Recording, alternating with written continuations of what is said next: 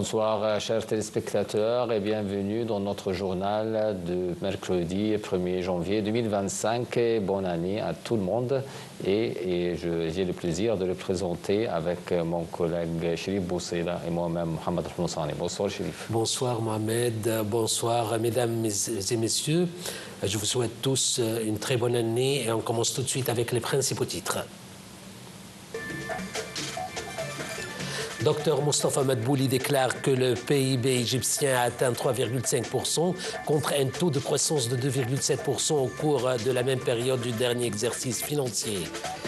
Les Palestiniens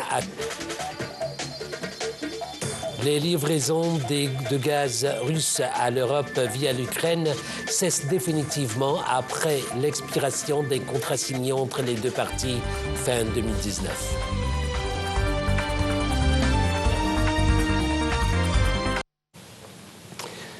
Le Premier ministre Moustapha Madbouli a déclaré que le gouvernement a payé des engagements estimés à 39 milliards de livres égyptiennes, soit un message rassurant dans un contexte de circonstances exceptionnelles dans la région.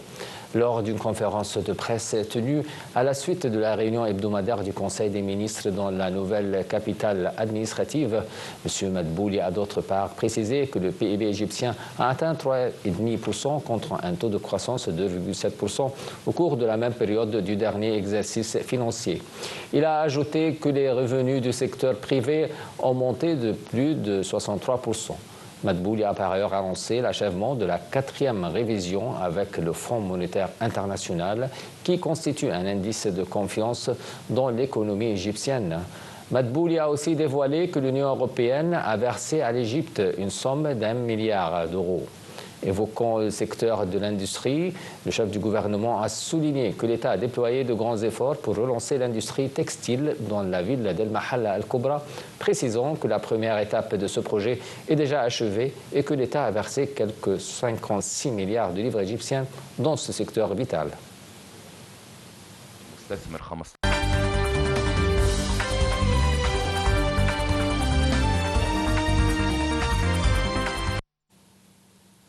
Passant dans la bande de Gaza où au moins 19 personnes ont été tuées depuis le passage de l'année 2025 par des frappes israéliennes. C'est ce qu'ont annoncé aujourd'hui les secours du territoire palestinien où le mauvais temps aggrave une situation humanitaire déjà critique après plus d'un an de guerre. Le porte-parole de la défense civile, Mahmoud Bassel, a déploré qu'alors que le monde célèbre la nouvelle année, les Palestiniens accueillent 2025 avec le premier massacre israélien dans la bande de Gaza. Les 12 coups de minuit venaient à peine de sonner lorsqu'une frappe israélienne sur une maison de Jabalia dans le nord de Gaza a fait selon lui 15 morts et plus de 20 blessés au sein de 3 familles déplacées, les Badra, Abu Warda et Tarouch. Les secours gazaouis ont indiqué peu après que 4 autres Palestiniens avaient été de Gaza après plus de 14 mois de l'agression israélienne. La situation humanitaire est catastrophique. Selon les agences de l'ONU, dans la bande côtière palestinienne, où des centaines de milliers de personnes ont été déplacées et sont souvent réduites à loger dans des tentes de fortune. Et en Cisjordanie occupée, les forces de l'occupation israélienne ont envahi le camp d'Al-Farah dans le gouvernement de Tubas au milieu des affrontements armés avec des Palestiniens. Les forces de l'occupation israélienne ont mené une campagne d'arrestation élargie lors de la prise de la ville de Deir Estia dans le gouvernorat de Salflit et la ville de Naplouse en Cisjordanie occupée. Elles ont également détruit des véhicules des citoyens par un bulldozer.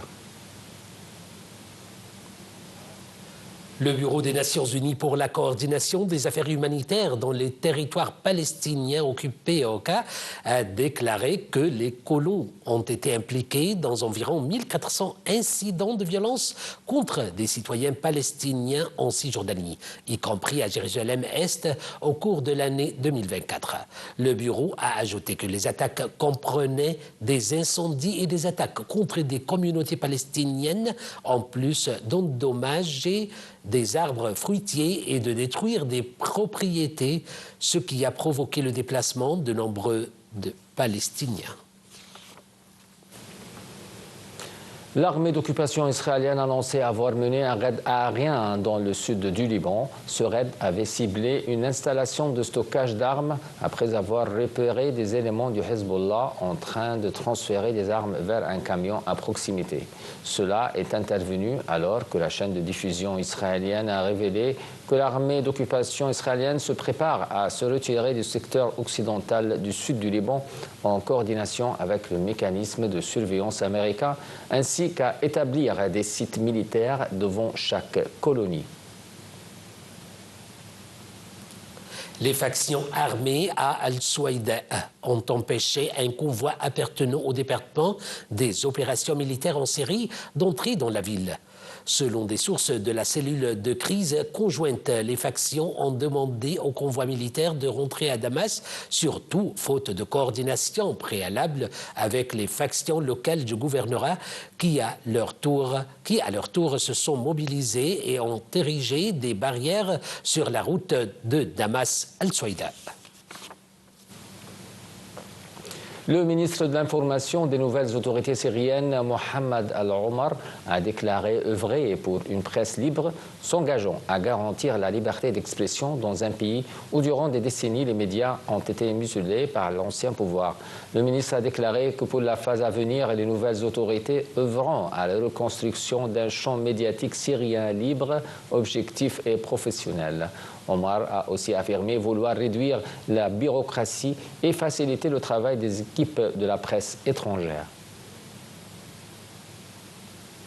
Le ministre syrien des Affaires étrangères, Asad Al-Shibani, a reçu un appel téléphonique de son homologue omanais, Badr al-Boussaïdi.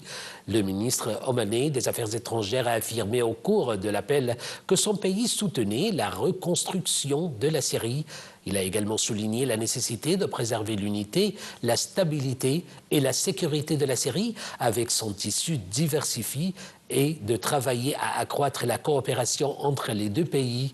Pour sa part, Al-Shibani a salué l'appel soulignant la nécessité de développer les relations entre les deux pays dans le cadre de la consolidation de la sécurité et de la stabilité dans la région. Le porte-parole militaire des Houthis a annoncé la destruction d'un drone américain de type MQ-9 par un missile sol-air à Ma'rib.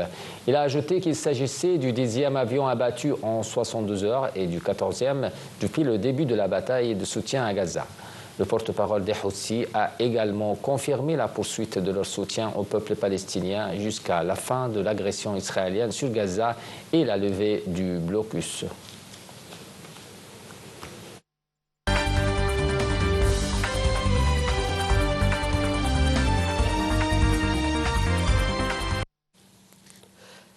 Passons en Ukraine où le président ukrainien Volodymyr Zelensky a déclaré hier soir que l'Ukraine devrait se battre en 2025 sur le champ de bataille, mais aussi à la table des négociations pour mettre fin à près de 3 années d'invasion russe et une année 2024 marquée par des avancées russes d'ampleur.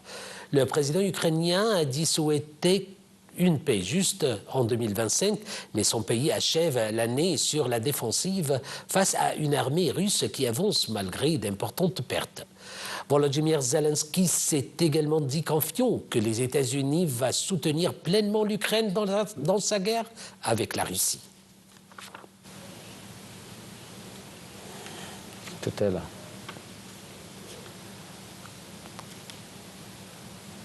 À Séoul, les enquêteurs ont affirmé aujourd'hui que le président sud-coréen déchu, Yoon Suk-yeol, sera arrêté d'ici l'expiration du 6 janvier du mandat d'arrêt émis contre lui après sa tentative ratée d'imposer la loi martiale début décembre. Ce matin, des partisans et des détracteurs de M. Yoon se sont rassemblés s'invectivant après du domicile de l'ex-chef de l'État où il est clôturé depuis des semaines, ignorant 3 convocations successives pour être interrogé sur son coup de force. Les détails dans ce commentaire. À Séoul, le chef du bureau d'enquête sur la corruption des hautes personnalités a affirmé que le président sud-coréen déchu Yoon Suk-yeol sera arrêté d'ici l'expiration le 6 janvier du mandat d'arrêt émis contre lui.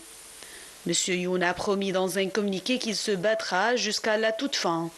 Dans un texte distribué à ses partisans qui se sont rassemblés près de son domicile, M. Youn a écrit que la République de Corée est actuellement en danger en raison de forces internes et externes menaçant sa souveraineté et des activités d'éléments anti-étatiques.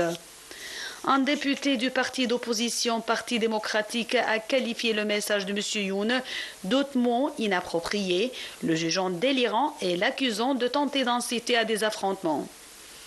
L'émission d'un mandat d'arrêt contre un chef de l'État en exercice est une première en Corée du Sud, M. Youn étant toujours officiellement le président titulaire en attendant que la Cour constitutionnelle confirme ou infirme sa destitution, votée le 14 décembre par les députés.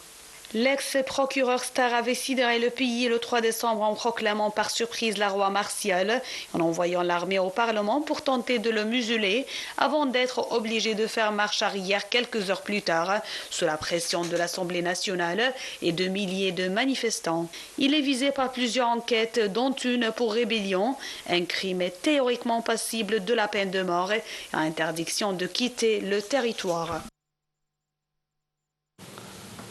La Chine a affirmé avoir partagé les informations sur le Covid-19 sans aucune restriction. Ceci a eu lieu après que l'Organisation mondiale de la santé l'a appelé à fournir davantage de données et d'accès pour comprendre les origines de pandémie. Les détails. Le Covid-19, apparu il y a 5 ans dans la ville de Wuhan, dans le centre de la Chine, a tué des millions de personnes, sapé l'économie de nombreux pays et paralysé des systèmes de santé entiers. L'OMS a publié une déclaration appelant à nouveau la Chine à partager davantage d'informations sur la pandémie pour mieux se préparer à des crises sanitaires futures. L'Agence de santé des Nations Unies a rappelé comment le 31 décembre 2019, son bureau en Chine avait pris connaissance d'un communiqué des autorités sanitaires de Wuhan concernant des cas de pneumonie virale dans la ville. Au cours de la pandémie de Covid-19, l'OMS a critiqué à plusieurs reprises les autorités chinoises pour leur manque de transparence et de coopération. Une équipe d'experts dirigée par l'OMS et accompagnée de collègues chinois a mené une enquête sur les origines de la pandémie au début de l'année 2021. Dans un rapport publié en commun, ils privilégiaient l'hypothèse d'une transmission du virus par un animal intermédiaire d'une chauve-souris à un humain, peut-être sur un marché. L'OMS a déclaré dans un communiqué que la Chine est disposée à continuer à travailler avec diverses parties pour promouvoir la recherche scientifique sur les origines à l'échelle mondiale et à déployer des efforts pour prévenir les maladies infectieuses potentielles à l'avenir. Au début du mois, l'OMS s'est demandé si le monde était mieux préparé à une éventuelle prochaine pandémie.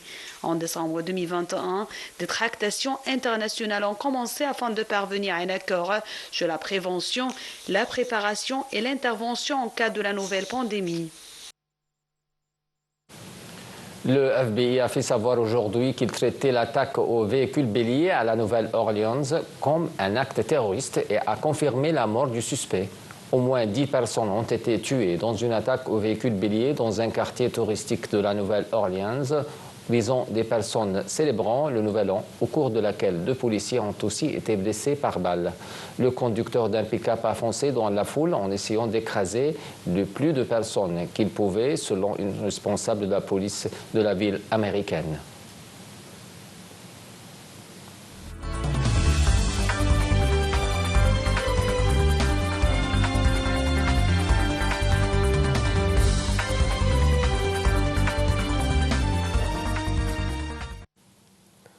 Kiev et Moscou ont confirmé dans 2 communiqués séparés que les livraisons de gaz russe à l'Europe via l'Ukraine avaient définitivement cessé ce matin après l'expiration d'un contrat quinquennal signé entre les 2 parties en fin 2019. Le contrat permettant l'approvisionnement de l'Europe en gaz russe via l'Ukraine, signé entre Kiev et Moscou en 2019, était jusque-là resté en vigueur malgré la guerre, profitant financièrement aux 2 camps. Ces exportations quotidiennes vers l'Europe via le territoire ukrainien s'élevaient ces dernières semaines à quelques 40 millions de mètres cubes pour un volume total fourni en 2023 de 14,65 milliards de mètres cubes selon des chiffres officiels. Dans ce contexte tendu, le cours du gaz européen a atteint mardi la barre symbolique des 50 € le mégawatt-heure, une première depuis plus d'un an.